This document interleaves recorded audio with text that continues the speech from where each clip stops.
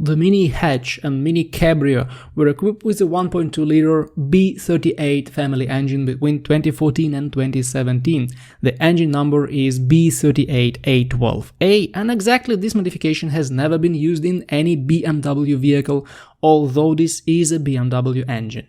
BMW cars used a slightly bigger 1.5-liter modification of this 3-cylinder engine, so this is, as I already said, a 3-cylinder engine with a turbocharger that produced just 75 to 102 horsepower depending on the version, which is ridiculously low power for a turbo engine, but it has a pretty good torque of 150 to 180 Newton meters. This engine has an aluminum block and aluminum head. It also has hydraulic lifters, which means you will not need to pay for valve adjustment. Thanks to BMW engineers, this engine has the Valvetronic variable valve lift system, which is pretty faulty, and also Vanos that keep failing at high mileage and add a lot of headaches to owners.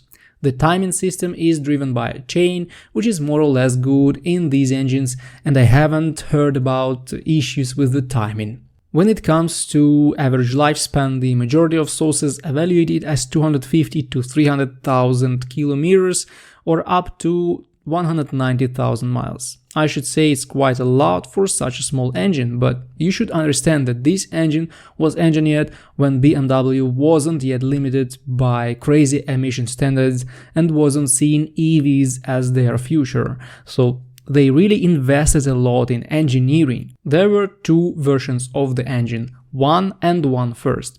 The latter is less powerful but more durable. Now let's look at the common problems that Mini owners have been reporting about. The first issue covers the 2014 and 2015 model years, and it's a huge issue with the main bearing. There was an engineer mistake with crankshaft clearance that was fixed in late 2015. A lot of engines were repaired under warranty, and if you're getting a used 2015 or 2014 Mini with this engine, you should check the records and verify that the problem was solved. Otherwise, this is a bomb and you never know when it's going to hit your pocket. Also, these engines have direct injection, so they accumulate a lot of carbon buildup on intake valves because pure air travels through the valves. Now, the fuel is injected directly into the cylinders.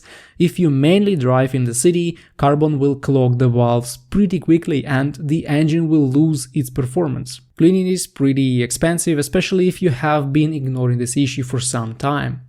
Of course, the Valvetronic system and mainly Vanos actuators will throw some problems after about 120–150,000 kilometers.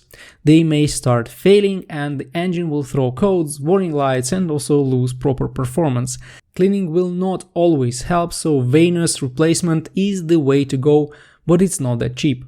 I've heard about sporadic problems with the thermostat in these vehicles, but they aren't that common, even though the thermostat is pretty tricky and electronically controlled in these engines. Other than that, there shouldn't be any serious problems with this engine. If I was asked to rate this engine, I will give it 8 out of 10. It's a really good and durable small engine with perfect fuel efficiency and relatively long life. It's good to drive and it doesn't have a lot of common issues.